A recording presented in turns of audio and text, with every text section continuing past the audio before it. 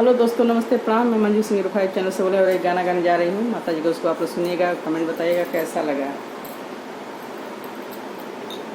गोटा लाल चुनरिया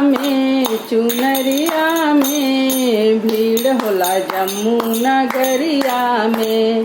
गोटा लाल चुनरिया में भीड़ होला जम्मू नगरिया में। भीड़ होला जम्मू नगरिया में। एक अंधा पड़ा माँ के पीछे, वो तो माँ की चुनरिया खींचे। एक अंधा पड़ा माँ के पीछे, वो तो माँ की चुनरिया खींचे। वो तो नैना मांगे डगरिया में भीड़ होला जम्मू नगरिया में। वो तो नैना मांगे डगरिया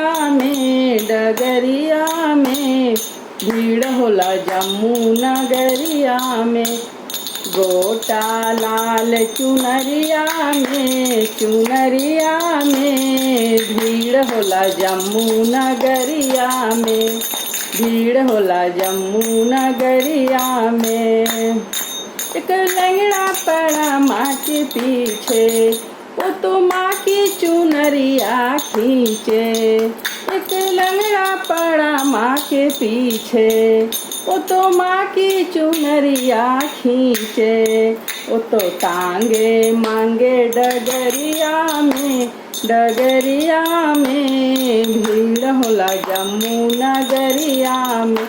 वो तो टांगे मांगे डगरिया में भीड़ होला जम्मू नगरिया में। गोटा लाल चुनरिया में भीड़ होला जम्मू नगरिया में। भीड़ होला जम्मू नगरिया में। एक बाझिन पड़ा माँ के पीछे, एक बाझिन पड़ी माँ के पीछे। वो तो माँ से बेटा मांगे, वो तो माँ की चुनरिया खींचे। एक बाझिन पड़ी माँ के पीछे, वो तो माँ की चुनरिया खींचे। वो तो बेटा मांगे डगरिया में भीड़ होला जम्मू नगरिया में। तो बेटा मांगे डगरिया में भीड़ होला जम्मू नगरिया में।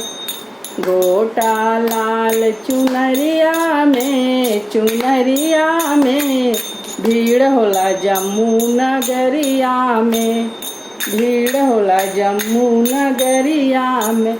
एक कन्या पड़ी माँ के पीछे, एक कन्या पड़ी माँ के पीछे। वो तो माँ की चुनरिया खींचे, वो तो माँ की चुनरिया खींचे। वो तो बड़े घर मांगे डगरिया